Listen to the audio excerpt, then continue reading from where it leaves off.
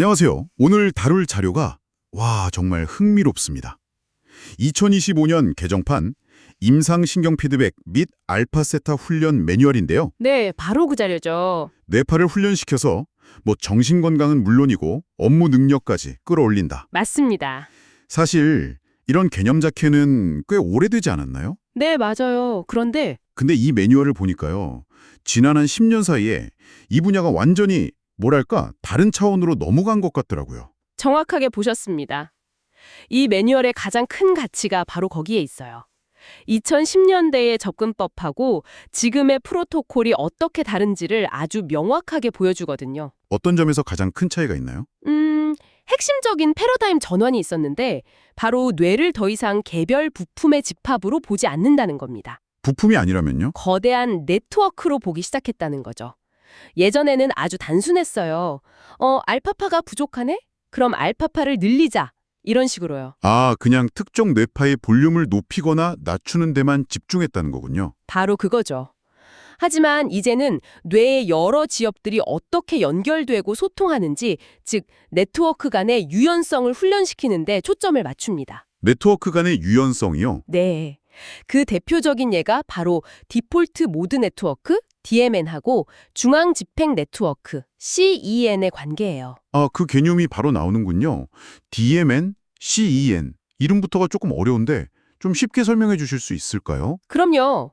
DMN은 우리가 운전하다가 문득 내가 방금 어떻게 여기까지 왔지? 하고 딴 생각에 빠져 있을 때 있잖아요. 네네, 있죠. 그때 켜져 있는 뇌의 자동 항법 장치 같은 거예요. 멍하니 있거나 과거를 회상할 때 활성화되죠. 아하. 반면에 C에는 갑자기 끼어드는 차를 피하려고 핸들을 확 꺾을 때 정신이 번쩍 드는 그런 수동 조종 모드입니다. 뭔가에 집중하고 계획하고 문제를 해결할 때 작동하는 네트워크죠. 비유가 정말 확실하게 와닿네요. 자동 항복 장치와 수동 조종 모드. 네, 건강한 뇌는 이 두 가지 모드를 필요에 따라 아주 부드럽게 전환하거든요. 그런데 이제 문제가 있는 경우에는 그게 잘 안 된다는 거겠군요. 맞습니다. PTSD나 우울증을 겪는 분들은 이 자동 항법 장치, 그러니까 DMN이 너무 자주 그리고 너무 강하게 켜져 있는 경향이 있어요. 꺼져야 할 때도 계속 켜져 있다거나. 그렇죠. 그래서 최신 알파세타 훈련의 핵심 목표가 바로 이 경직된 DMN을 유연하게 만들어서 두 모드 사이를 자유롭게 오갈 수 있는 뇌의 힘을 길러주는 겁니다. 그러니까 이제 정말 만병통치약처럼 누구에게나 똑같은 훈련을 하는 시대는 완전히 끝났다는 거네요. 네, 끝났습니다. 매뉴얼을 보니까 훈련 전에 반드시 정량 뇌파, QEEG 검사라는 걸 해서 개인의 신경생리학적 바이오마커를 확인해야 한다고 거의 모든 챕터에서 강조를 하더라고요. 네, 맞아요. 마치 맞춤 양복 만들 때 줄자로 신체 치수 꼼꼼하게 재는 것처럼요. 정확한 비유네요. 그 바이오마커 측정 결과에 따라서 훈련 프로토콜이 완전히 달라지기도 하고요. 심지어 어떤 경우에는 알파세타 훈련이 절대 금기시되기도 합니다. 금기시된다고요? 이게 무슨 독이 될 수도 있다는 말인가요? 네, 그럴 수 있습니다. 그야말로 약이 될 수도 독이 될 수도 있는 거죠. 솔직히 좀 의외인데요. 보통 뉴로피드백이라고 하면 무조건 뇌를 이완시키고 알파파를 늘리는 게 좋은 거라고 생각했는데 그게 아니었군요.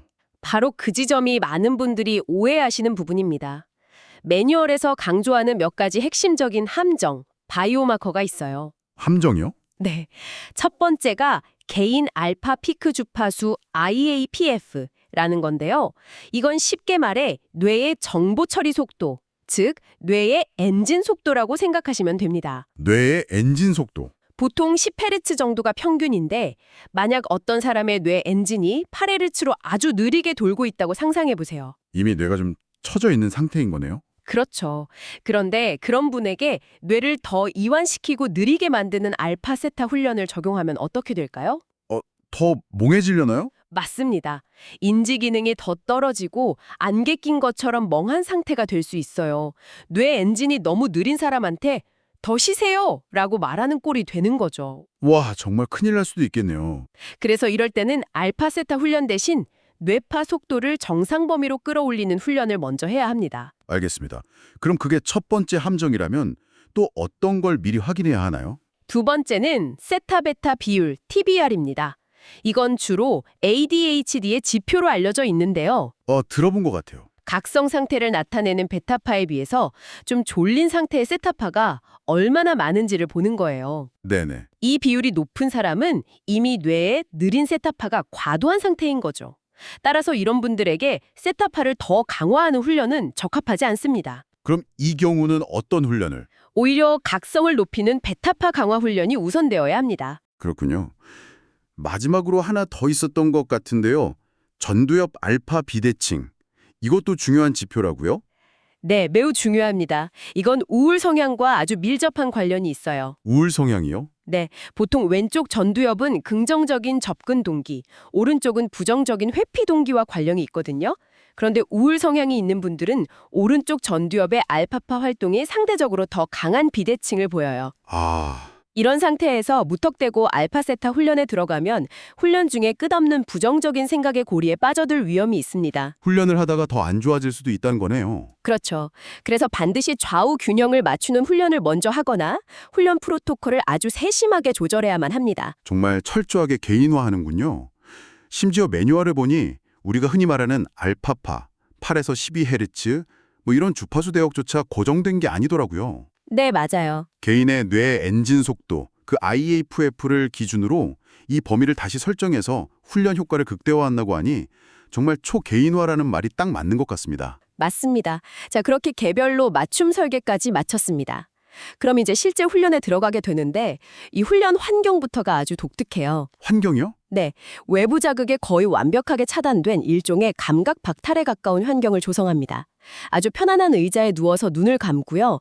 오직 청각 피드백에만 집중하게 하죠. 보통 뉴로 피드백하면 게임 같은 화면을 보여주면서 하던데 시각적인 피드백은 전혀 사용하지 않는 건가요? 좋은 질문입니다. 최신 알파세타 프로토콜에서는 의도적으로 시각 자극을 배제합니다. 왜죠? 시각 정보는 뇌를 계속 각성시키거든요.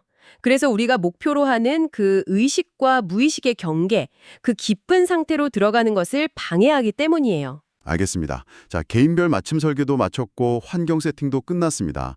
그럼 이제 바로 그 무의식의 문을 여는 훈련에 들어가는 건가요? 왠지 좀 위험하게 들리기도 하는데요. 바로 그 우려 때문에 본 훈련에 바로 들어가지 않습니다. 또 단계가 있군요. 네, 매뉴얼에서는 1단계로 생리적 안정화 단계를 반드시 거치라고 강조해요. 기초공사 없이 건물을 올릴 순 없죠. 그렇죠. 특히 트라우마나 불안이 심한 분들은 신경계가 항상 팽팽하게 긴장된 과각성 상태에 있거든요. 그 싸우거나 도망가기 위해 항상 준비 태세를 갖추고 있는 상태 말이군요. 맞습니다. 그 상태에서 억지로 깊은 이완으로 들어가려고 하면 억압되었던 감정이나 기억들이 통제 불능 상태로 터져나올 수 있습니다. 생각만 해도 좀 아찔하네요. 그래서 SMR 훈련 같은 다른 종류의 뉴로 피드백을 통해서 먼저 신체적 긴장을 완화하고 수면의 질을 개선해야 해요. 신경계에 이제 안전하다라는 신호를 충분히 주는 과정이 꼭 필요합니다. 일종의 안전자망체군요. 몸과 마음을 먼저 튼튼한 그릇으로 만드는 과정이네요. 네, 그 안정화 단계가 끝나면 드디어 본 게임으로 들어가는 거죠. 그게 바로 2단계 훈련이겠군요. 그렇습니다. 비로소 핵심 훈련인 2단계 알파 세타 크로스오버 훈련에 들어갑니다. 네.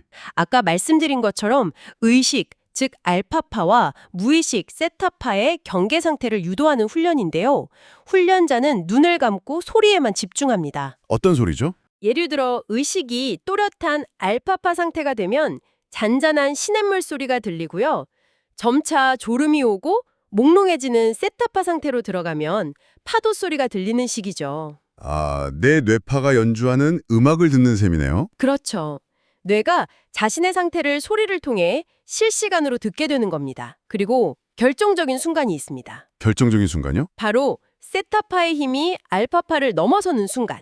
매뉴얼에서는 이걸 무의식의 문이 열리는 순간이라고 시적으로 표현하는데요. 이 크로스오버가 일어날 때 네. 딩 하는 맑은 공명음 같은 특별한 보상 신호가 주어집니다. 보상이요? 네.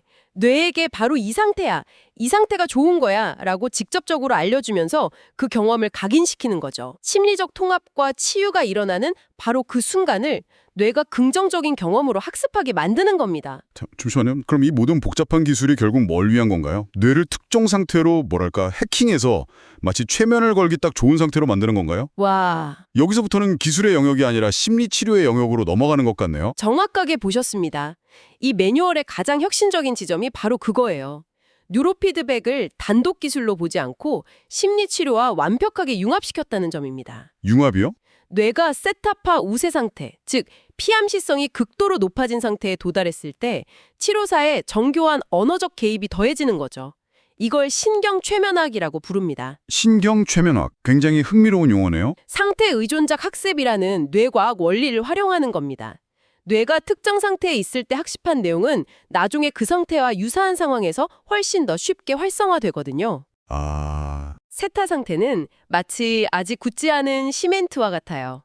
이때 치료적인 암시나 긍정적인 심상을 심어주면 그 효과가 뇌에 아주 깊이 그리고 오래 각인되는 거죠. 기술이 심리치료의 효과를 극대화하는 무대를 만들어주는 셈이군요. 바로 그겁니다. 매뉴얼에 실린 치료 스크립트 예시들을 보고 정말 감탄했습니다. 그냥 막연히 괜찮아질 거예요. 이런 말이 아니더라고요. 그렇죠. 아주 정교하죠. 예를 들어 도입부에서는 지금 들리는 이 소리들은 당신을 가장 안전하고 평화로운 내면의 장소로 안내하는 친절한 가이드입니다. 저런 피드백 소리 자체에 긍정적인 의미를 부여하더군요. 네, 기술에 대한 신뢰와 안정감을 먼저 심어주는 거죠. 특히 제가 인상 깊었던 건 트라우마 재구성을 위한 크로스오버 시점의 스크립트입니다. 저도 그 부분 봤어요. 그냥 과거의 끔찍한 기억을 떠올리게 하는 게 아니에요. 당신은 이제 그 기억이라는 영화의 관객기자 감독입니다. 이렇게 시작하죠. 관객이자 감독. 네, 얼마든지 장면을 바꾸거나 소리를 줄이거나 흑백으로 만들 수 있습니다. 지금의 힘을 가진 성숙한 당신으로서 그 장면에 들어가 어린 당신을 보호해주세요. 라고 안내합니다. 이건 엄청난 심리적 전환인데요. 내 기억의 무력한 피해자에서 내 기억의 편집자이자 구원자로 역할을 완전히 바꿔주는 거군요. 바로 그겁니다.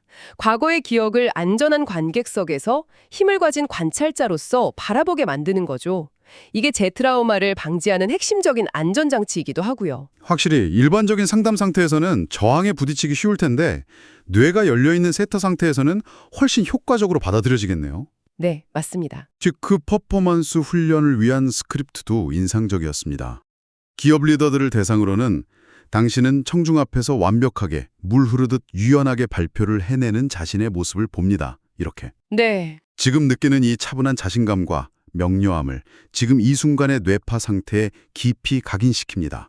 와 같이 미래의 성공 경험을 미리 뇌에 각인시키더라고요. 일종의 정신적인 예행 연습이네요. 맞습니다. 뇌는 상상과 실제 경험을 잘 구분하지 못한다는 원리를 이용하는 거죠. 네. 이런 원리를 바탕으로 알파세타 훈련은 정말 다양한 분야로 확장되고 있습니다.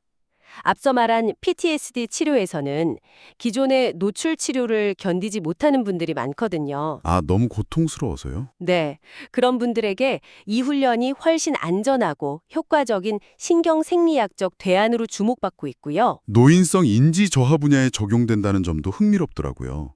노화된 뇌의 특징 중 하나가 뇌파가 전반적으로 느려지는 거라고 하는데 네, 이걸 역으로 이용해서 뇌파의 속도를 높이는 훈련을 통해 기억력이나 정보 처리 속도를 개선한다는 거죠. 그렇죠. 최근에는 더 나아가서 깊은 수면 중에 특정 소리 자극을 주어서 낮 동안 학습한 기억이 장기 기억으로 통합되는 과정을 돕는 연구도 아주 활발하게 이루어지고 있습니다. 와, 또 다른 주요 분야는 역시 리더십 및 피크 퍼포먼스겠죠. 기업 임원이나 운동선수, 외과 의사들을 대상으로는 좌우뇌 혹은 뇌의 앞뒤 영역 간의 알파파 동기화 훈련을 합니다. 동기화 훈련이요? 네. 이를 통해 직관력과 통찰력, 그리고 극심한 스트레스 상황에서의 평정심을 극대화하는 거죠. 여러 뇌 영역이 마치 잘 조율된 오케스트라처럼 조화롭게 협조하는 상태를 만들어내는 겁니다. 명상에 활용된다는 부분도 재미있었어요.